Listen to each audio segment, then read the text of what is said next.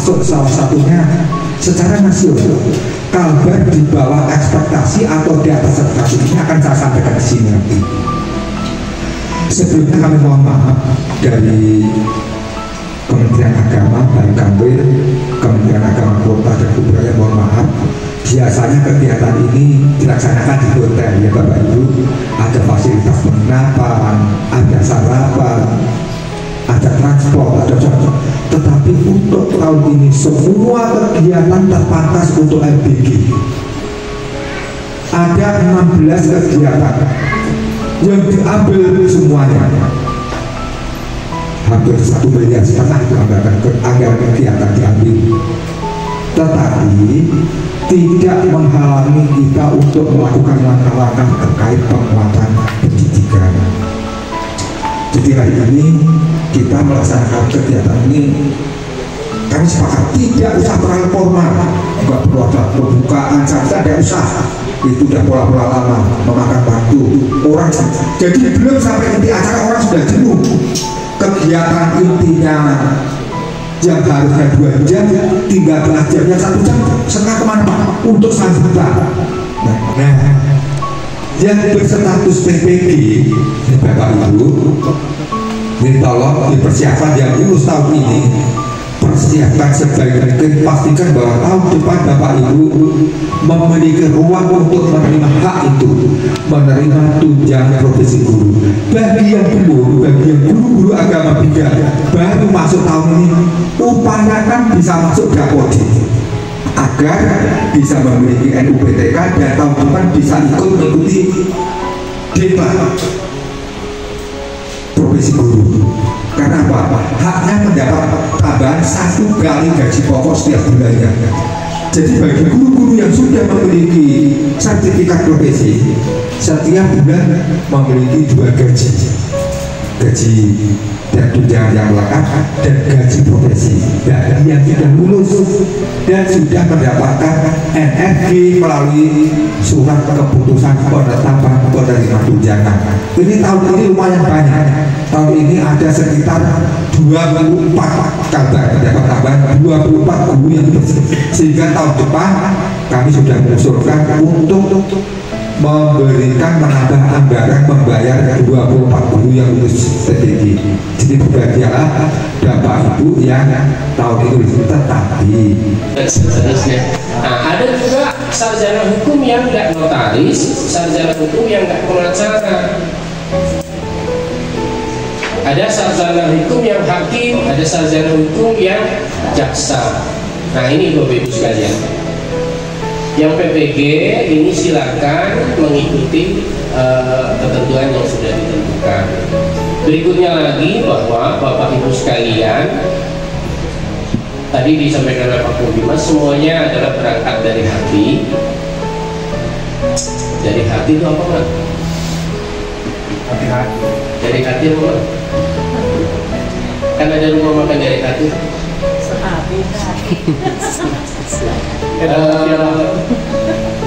Saya sebut aja misalnya Pak Marianto, ini udah S1 SPD tapi belum GR ya, SPD. Kemudian Nelika juga SPD tapi SPD nya dari. Kemudian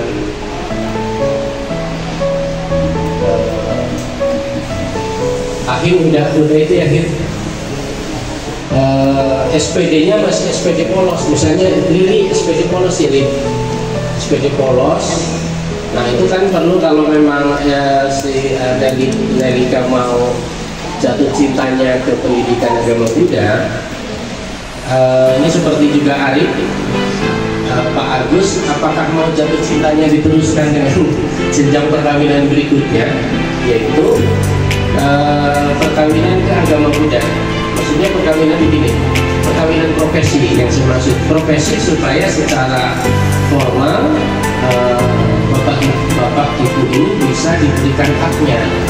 Nah, maksud saya ditambahkan menjadi SPDGR.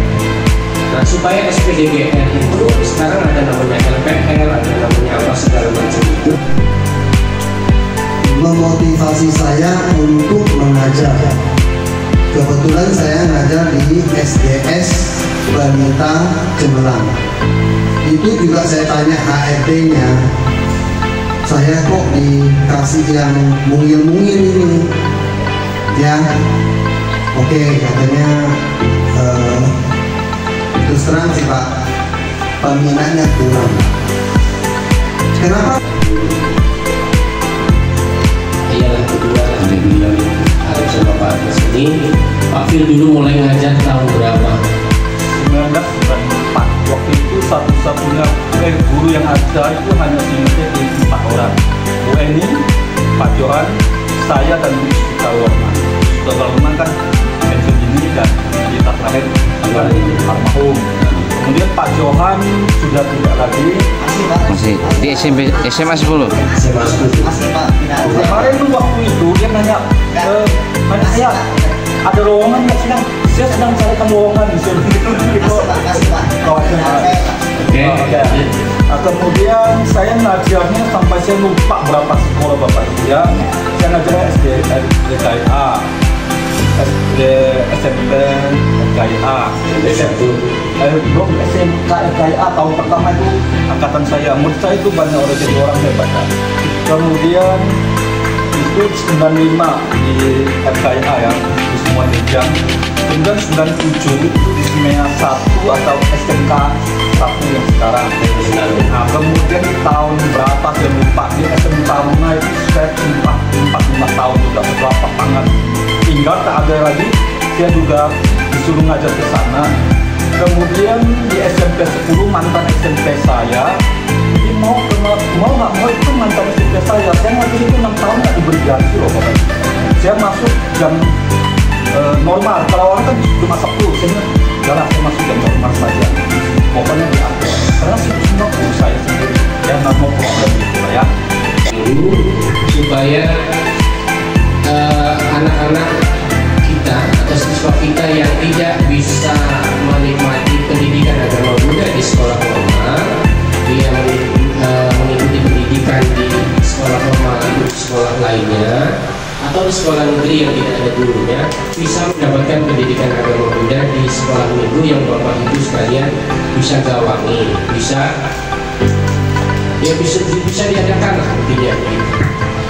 Selanjutnya kami serahkan yang kami hormati pengawas kota dan kabupaten Surabaya serta Bapak Ibu guru yang pada saat ini hadir untuk mengikuti kegiatan evaluasi kinerja guru yang diselenggarakan oleh kantor pencermatan Provinsi Negara.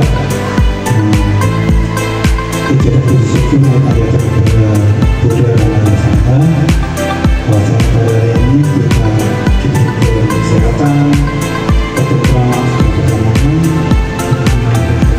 Ini pertama-tama kita akan membahas tentang komunikasi secara ini yang disampaikan oleh Pak Peminas, karena yang lainnya sudah disampaikan oleh Pak Peminas dan Pak Peminas. Saya ingin menambahkan tentang komunikasi sejawat di Kabupaten Surabaya saja. Nah, untuk kita Kabupaten Surabaya itu kita sudah, karena saya termasuk baru di Kementerian Agama Budaya dan sebagai kebijakan, karena selama ini saya kan di bagian pelaksana di Kementerian Agama Provinsi, jadi saya perlu beradaptasi dan perlu banyak referensi untuk mengambil kebijakan-kebijakan yang ada di beberapa daerah terkait di dinas budaya. Untuk kali ini pertama-tama terima kasih atas kehadirannya dari kabupaten kota, Kabupaten Surabaya dan Kota Pontianak sudah berkenan hadir, dan selamat datang bagi Bapak Ibu guru yang baru bergabung di KKG maupun di MGMP. Tadi sudah disampaikan banyak oleh Peminas maupun penyelenggara kabupaten kota. Ada beberapa hal sebenarnya yang perlu dicermati terkait. Pertama adalah Bapak Ibu sebagai tugasnya mengajar di sekolah yang harus diingat. Yang pertama, akhirnya sekolah tepat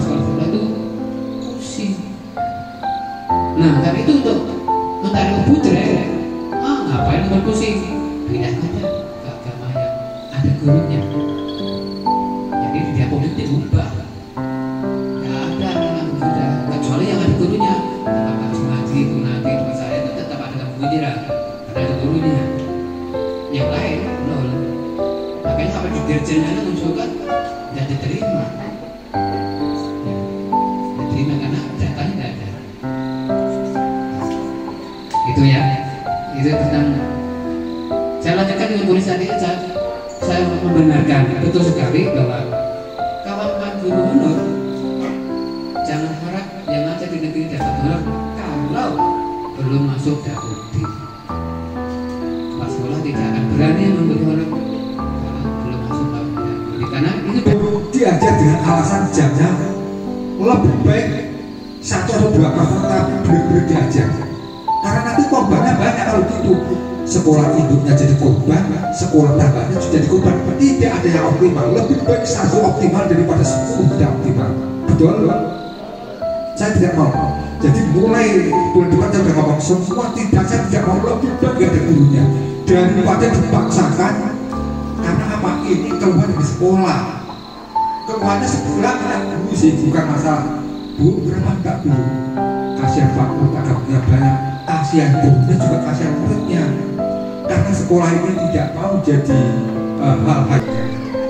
Tadi Bu Rini Anda sampaikan, Bu Rini ya betul ya? Bu Lis, sorry salahnya Bu Lis ya. Kebetulan saya menjadi guru itu juga istilahnya apa ya? Mendadak lah, Pak. Sudah diundang oleh pengurus yayasannya, kemungkinan ini bisa kita duduk bersama membicarakan, karena ini sudah menjadi agenda lama. Tapi secara pribadi saya juga masih kekurangan masalah tenaga yang mengajar. Jadi di sini Bapak Ibu saya mengajak bersama. Seandainya nanti ada permintaan dari sekolah-sekolah minggu yang ada di Kuburaya maupun di Kota Pontianak yang membutuhkan tenaga, saya pikir kita terbuka saja Bapak Ibu. Tidak melihat majelis, tidak melihat wihara. Tugas kita guru. Jadi kita hanya mengajar secara ibadah. Mungkin itu intern kita tidak bisa, tetapi kita bisa mengajar norma-norma, kita bisa mengajar dasar-dasar agama budaya. Jadi Bapak Ibu, mari sama-sama kita membantu program kerja Pak Yanto yang ini juga akan berimbas pada kita guru yang beberapa waktu yang lalu disampaikan di sekolahnya Pak Wanda bahwa ini reboisasi. Menurut saya menjadi bagian dari reboisasi, bahwa kita harus perlu pembenahan sampai dengan akar rumput supaya keberadaan agama Buddha tetap lestari dan guru tentunya masih mendapatkan hak dan kewajibannya. Demikian Pak Yanto. Yang terlaporkan dengan ada datanya dan tertulis. Kalau cuma omong-omong, kami tidak bisa lanjutin. Ini saya. Kemudian sekolah yang dulu ada guru-gurunya yang ada itu terjadi. SD 48 Sungraya dan SD 28 Kota Pilianan. Dulu ada gurunya namanya Triati dengan ketika kakak. Dan dulu tempat ke situ dia ngajar, keluar dan ngomong-ngomong. Itu dua punya kalau Pak Kakak tidak setia juga ditinggalkan dan bilang-bilang. Akhirnya sekolah trauma dan menerima tenaga muda. Jadi mohon kawan-kawan yang bagus. Contoh dalam tradisi Tibet itu belajar harus ada gurunya, nggak boleh sembarang kayak gini belajar kumpul-kumpul gini saja, nggak bisa, harus ada gurunya.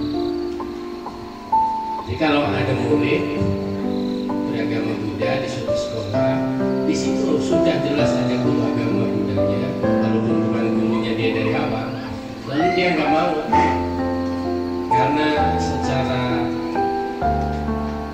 subjektif daripada gurunya dia mungkin juga nggak